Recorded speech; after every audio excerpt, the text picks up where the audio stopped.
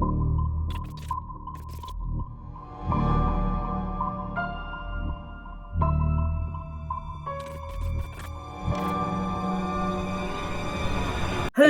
ladies and gentlemen. Welcome back to Marzy's Haunted Mansion, where we talk about all things spooky and where it's Halloween every single day.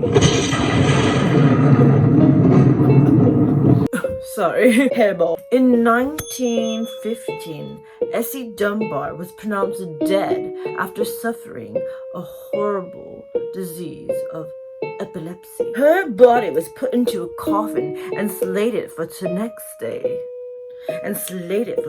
day for her burial at 11 a.m. in the morning. She would have been buried earlier, but her sister that lived long distance wanted to come down and pay her last respects, so they waited for her before they buried her. Essie's sister did not make the burial on time, as she appeared a few minutes before her sister got lowered down into her grave, but quickly dug right back up for her sister to pay her last respects. Supposedly, Essie's sister rose up from her coffin and turned around at her sister and smiled. The three ministers that saw the burial fell straight into her grave, feeling scared to death. One of the ministers suffered 3 broken ribs from the other 2 trampling on him. They wanted to get out of the grave alive. As they got out of the grave, 3 ministers fled the scene with Essie's sister and the rest of the burial party. Boy, what a bunch of scaredy cats, don't you think? Not me. I would have not ran. I would have stayed there and be brave and see what was going on with my own sister. Essie didn't make matters much better by running after the burial party.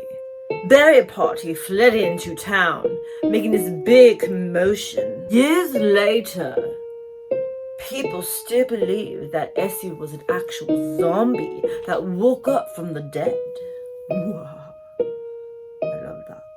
As Essie finally passed in 1955 and was remembered on the newspaper announcements saying, "Second funeral held for South Carolina woman." Thank you, my lovely boys and ghouls, for joining me today on our spooky adventures through our YouTube screen. Anyway, thank you again, and if you want to hear more stories like this, please hit the subscribe button on the bottom there and press a like so I know you guys like the content that I am talking about.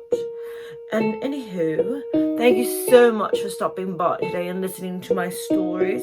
I hope you come by for more. Till next time, my darlings, have a good one. Au revoir.